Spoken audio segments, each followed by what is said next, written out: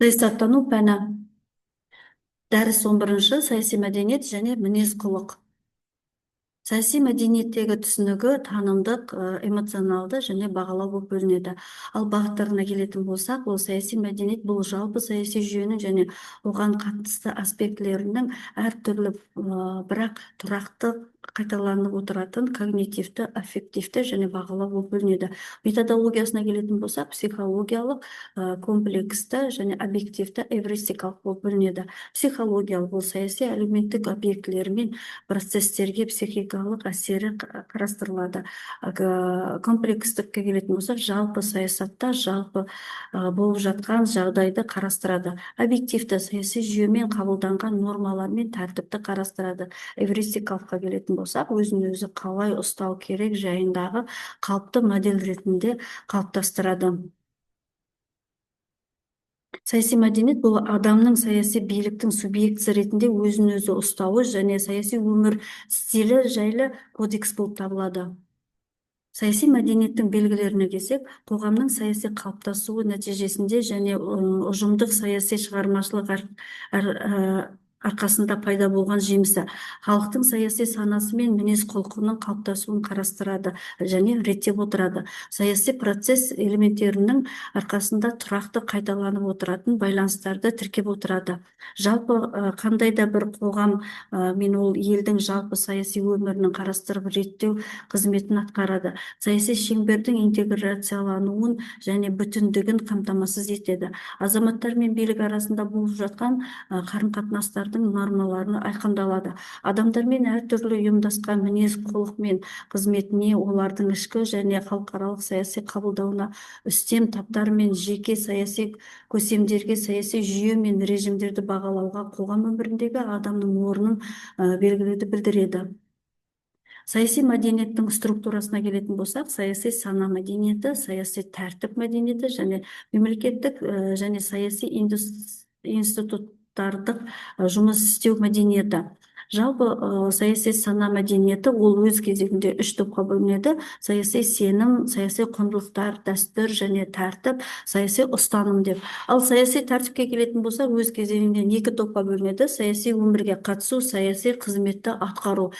Келесі, мемлекеттік саяси және институттардық жұмыс істеу мәдениетіне келсек, ол ішінен электоралды процесс мәдениеті, саяси шешімдерді қабылдау және шешу мәдениеті және әлеуметтік саяси даударды қабылдау және реттеу мәдениеті болып бөлінеді. Саяси мәдениеттің субъектілеріне келетін болсақ, олардың субъектілері мемлекет, отбасы, жалпы ұйымдастыру құралдары, бизнес, қызығушылық бойынша клубтар, еңбек ететін қауым, мешіт, шіркеулер және білім беру мекемелері, ғылым, саяси, әлеуметтік ұйымдар. Құруына келсек, балалық шақ, жастық шақ және кәмелет шақ болып бөлінеді. Балалық шақ ол отбасы, туған туысқандары, жастық шақ мектеп, жоғары оқу орындар және тағы басқа. Кәмелеттік шақ ол әлеуметтік топтар, ұйымдар және тағы басқа. Саяси мәдениеттің функцияларына келетін болсақ, танымдық қызметі, реттеушілік қызметі, тәрбиелік қызметі, біріктірушілік қызметі және қорғау қызметі, сонымен қатар сабақтастық қызметі деп 6 топқа бөлінеді екен. Танымдық қызметіне келсек, қоғам мен саясаттың дамуын айқындайтын заңдар мен принциптерді танып білуге, субъекті саяси салада табысты жұмыс істеуге керек білім мен қоғамды басқаруда әдіс тәсілдермен құралдануы. Реттеушілік қызметіне келсек, саяси жүйенің қалыпты жұмысын, дамуын, саналы қоғамдық тәртіпті қамтамасыз ету, әлеуметтік таптық ұлттық қатынастарды реттеу. Қорғау қызметіне келсек, қоғамның қарыштап алға дамуына сәйкес келетін саяси құндылықтарды, қазыналарды сақтау. Тәрбиелік қызметі әртүрлі қоғамдық саяси қызметке әрекет, саяси белсенділікке ынталандыру, табандылыққа, кемшілікке, төзімділікке, қоғам алдында жауапкершілікке бағалау. Біріктірушілік қызметіне келсек, қазіргі өмір сүріп отырған саяси жүйені қолдау арқылы әлеуметтік топтар, таптар біріктіру, бұқараны мемлекет пен қоғам жұмыстарына басқаруға жұмылдыру. Сабақтастық қызметі саяси тәжірибені бір ұрпақтан екінші ұрпаққа жалғастырып, соны процесс тоқтаусыз ұласып дамып отыруын қамтамасыз ететін тарихи сабақтастық. Саяси мәдениет ол моделіне қарай тоталитарлы, авторитарлық азаматтың ұйымдық қабілеті оның индивидуалды қабілетінен жоғары болғанын сипаттайды. Ал сипатына келсек, орталықтандырылған құрылым қоғамдық сана дербес сананың әлдеқайда көп, саяси цензура және тағы басқа. Ал типтеріне келетін болсақ, ол ашық, жабық, нарықтық, бюрократиялық болып бөлінеді. Либералдық демократиялық қоғам өмірі тек қана заң көлемінде реттеу. Сипатына келсек, орталықтандырылмаған көп каналды құрылымы. Саяси цензура аз, мемлекет қызығушылықтарының басымдылығы оның қоғам мен азаматтардың қызығушылықтарымен бірдей болуына деңгейіне тәуелді болады. Саяси мәдениет типтеріне келетін болсақ, ол патриархалды, бодандық, активистік деп бөлінеді. Патриархалды саяси жүйе мен өмірдегі ешқандай да қызықпауға негізделген. Оның шамамен айтқандағы үлесі африкалық тайпалардың трибалдық ұйымы болып табылады. Бодандыққа келсек, мұнда азаматтар саяси өмірге, саяси жүйеге немқұрайлы көзқараста болады. Активистік азаматтар саяси жүйенің өмір сүруіне мүдделі, саяси қызметке белсенді түрде қатысады. Олар азаматтық мәдениетті саяси мәдениеттің жалғасы деп есептейді. Және келесі англо-американдық жүйе, онда типтері, онда гомогенді және секулярланған саяси мәдениетпен сипатталады. Келесі когниталды батыс европалық жүйеге келсек, саяси мәдениетті фрагментарлы және басқа субмәдениеттердің қосындысы болып табылады. Келесі индустрияланудағы дейінгі және жартылай индустрияланған саяси мәдениетті дефицит айтады. Келесі тоталитарлық, ол саяси мәдениет гомогенді, бірақ ол жасанды гомогенді болып табылады. Саяси субмәдениет жалпы ұлттық және саяси субмәдениет субъектілердің ұстанымдарына ұстанбайтын айырмашылықтары бар топтар мен ұйымдардың ұстанымдарын айқындайтын саяси бағыттар жүйесі.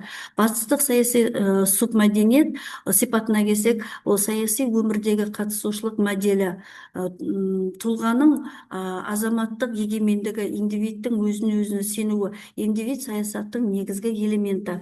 Шығыстық саяси мәдениетте, субмәдениетте сипатына тоқталсақ, тұтастық саясаттың негізгі элементі дәстүрлі авторитарлық басқарудағы тұрақты болуы, элита мен ел арасында айқын айырмашылық. Келесі саясаттануда қарастырып отырған мәдениет тақырыбындағы таным қызметтеріне келетін болсақ, оның қызметтері танымдық қызметі, реттеушілік қызметі, тәрбиелік қызметі, біріктірушілік қызметі, қорғау қызметі және сабақтастық қызметі деп жіктелген. Субмәдениеттің типтеріне келсек, саяси мәдениеттің қалыптастырушы қоғамдық күштерге жататын, ол мемлекет, қоғамдық ұйымдар, партиялар, діни ұйымдар, бизнес әлемі, ақпараттық құралдар. Саяси мінез-құлық немесе саяси мінез-құлық басқару процесіне қатысты адамның ойлары мен іс-қимылдары болып табылады. Саяси мінез-құлыққа адамның ойлары, сезімі, пікірі, мақсаты, нанымы, яғни ішкі әлемінің көрінісі кіреді. Оның нәтижесі мынандай іс-қимылдарға бөлінеді: сайлауға қатысы, назарлығын білдіру, жиналыстар мен науқандарға қатысуы. Кең көлемде саяси мінез-құлық кез келген жағдайда отбасында, бизнесте, шіркеуде, мешітте байқалуы мүмкін. Алайда бұл термин мемлекеттік институттар шеңберінде өрістейтін іс-қимыл әрекетіне байланысты. Саясаттағы бұқаралық көңіл-күй адамдар қауымының басым көпшілігін қамтитын психикалық жағдайы. Адамдар үшін субъективті сигналды реакцияны жайлылық пен жайсыздықты әрі негізгі үш жағдайға бөледі: Біріншіден, жалпы өмірдің әлеуметтік саяси жағдайлары мен көңіл толушылық немесе көңіл толмаушылық деңгейін білдіреді. Екіншіден, анықталған жағдайдағы адамдардың әлеуметтік саяси талаптарын жүзеге асыру мүмкіндіктерін субъективті бағалау. Үшіншіден, талаптардың жүзеге асыру үшін жағдайларын өзгертуге ұмтылу. Саяси мінез құлық немесе саяси мінез құлық басқару процесіне қатысты адамдардың ойлары мен іс қимылдары болып табылады. Орта келгенде, саяси мінез құлыққа адамның ойлары, сезімі, пікірі, мақсаты, нанымы, яғни ішкі әлемінің көрінісі кіреді. Оның нәтижесі мынадай: іс қимылынан білінеді. Сайлауға қатысты назарлықты білдіру, жиналыстар мен науқандарға қатысу. Кең көлемде саяси мінез құлық кез келген жағдайда отбасында, бизнесте, шіркеуде, мешітте болуы мүмкін. Назарларыңызға рахмет.